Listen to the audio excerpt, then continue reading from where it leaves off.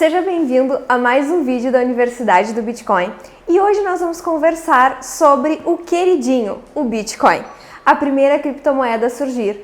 Então aproveita, vai lá, pega um cafezinho, porque hoje a gente vai conversar então sobre o que é essa criptomoeda, quais são as suas principais funções, suas principais características e também eu vou dar algumas dicas para quem está iniciando no mundo das criptomoedas. Mas antes então, se você não é inscrito no nosso canal, aproveita e já te inscreve.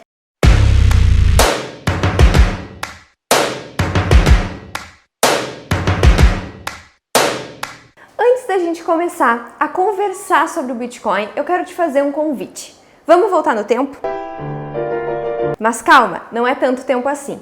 Nós vamos ir para o ano de 2008, na qual o mundo todo estava passando por uma crise mundial, a crise do subprime. Bom, ela começou lá nos Estados Unidos e acabou se espalhando pelo mundo todo. E também o Lehman Brothers acabou declarando falência nesse mesmo ano.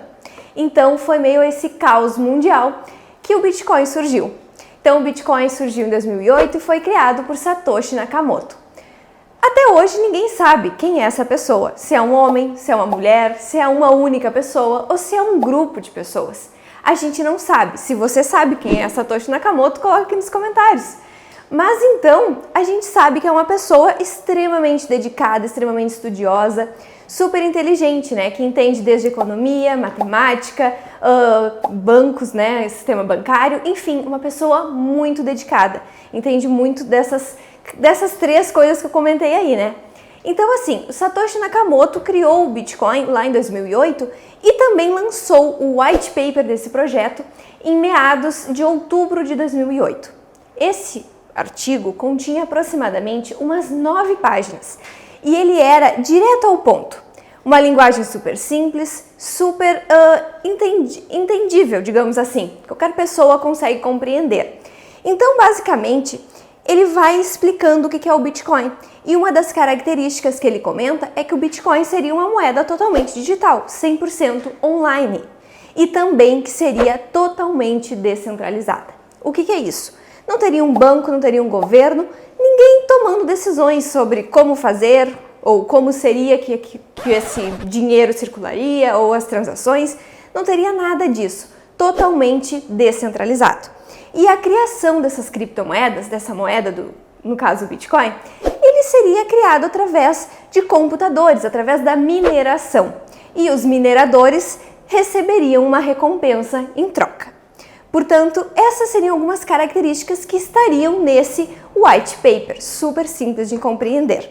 E Satoshi minerou o primeiro bloco de Bitcoin em janeiro de 2009, conhecido como bloco Gênese. Então, após essa mineração desse bloco, Hal Finney, um programador, se interessou por essa criptomoeda e decidiu se juntar a Satoshi para tocar de vez o Bitcoin. E o Hal foi a primeira pessoa na história a receber bitcoins, mas ele possuía uma doença degenerativa e acabou falecendo em 2014. Portanto, agora eu quero te contar uma curiosidade. Hal Finney decidiu se congelar. Isso mesmo, você escutou bem, ele decidiu se congelar e ele está em uma cápsula em uma temperatura mais ou menos de menos 200 graus.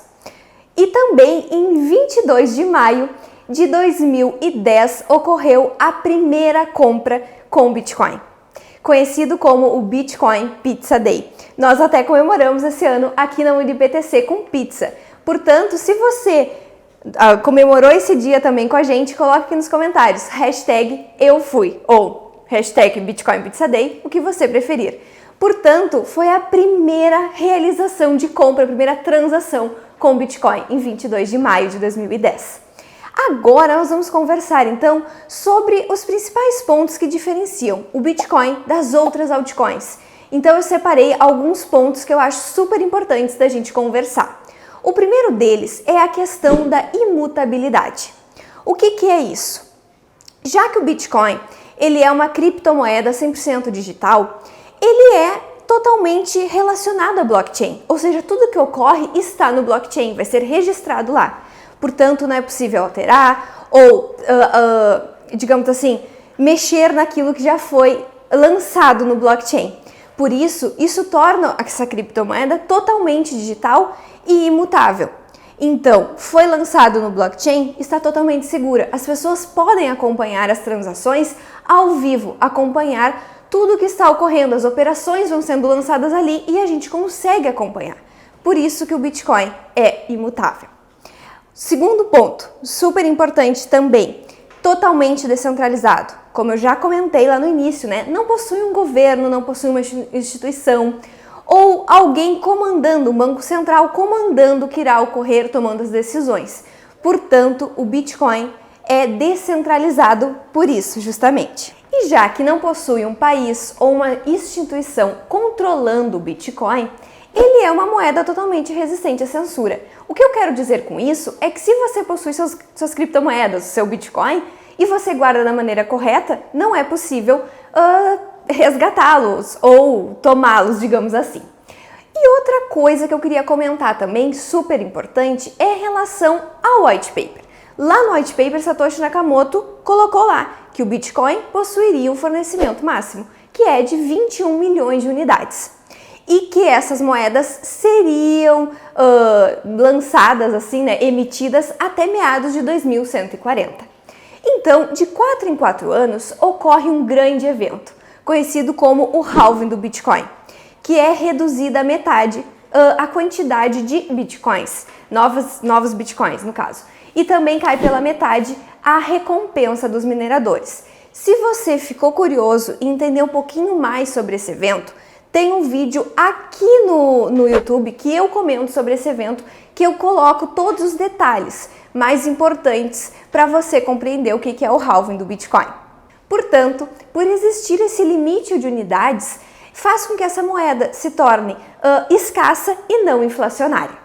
Agora eu quero conversar com você que está iniciando no mundo das criptomoedas e tem algumas dúvidas, né, que sempre surgem.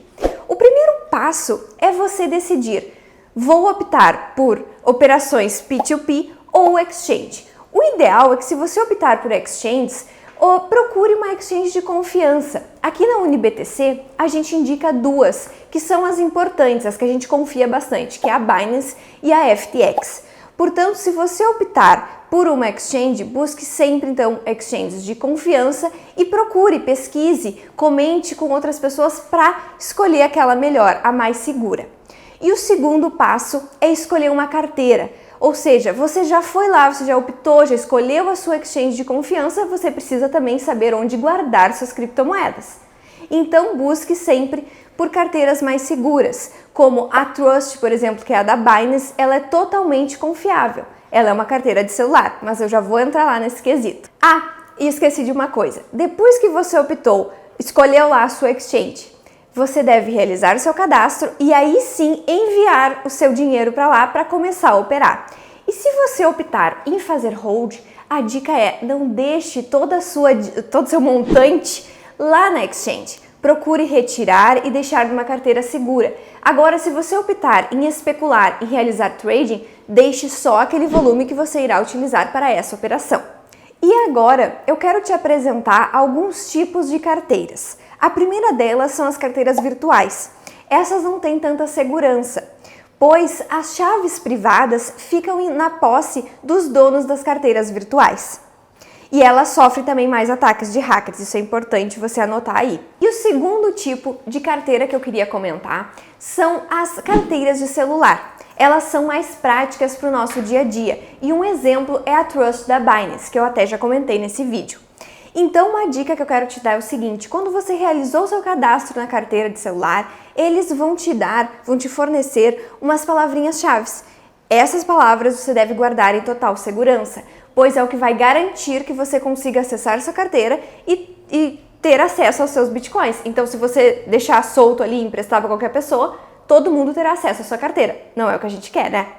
Então, a carteira mais segura, mais indicada, são as hardware wallets, que são tipo um pendrivezinho. Por exemplo, a Trezor e a Ledger. Então, assim, essas carteiras são mais indicadas para quem já tem um volume um pouquinho maior. Mas assim, se você está iniciando, procure a mais segura ali indicada é as carteiras de celular. Então, o Bitcoin, ele é muito mais que uma criptomoeda, né? Ele é um meio de pagamento, ele é uma inovação, digamos assim. Portanto, o que eu quero que você entenda com esse vídeo É assim, os seguintes pontos, que o Bitcoin ele é totalmente descentralizado, ele não possui um governo por trás tomando decisões e ele é uma moeda 100% online, ou seja, ele é seguro. Então eu quero saber a sua opinião sobre o Bitcoin. Coloca aqui nos comentários e também se você ficou com alguma dúvida, também coloca aqui que a gente vai te ajudar. Eu espero então ter te ajudado a entender. Também quero que você não se esqueça, né? Clique em gostei e se inscreva no nosso canal. Um beijo e até o próximo vídeo.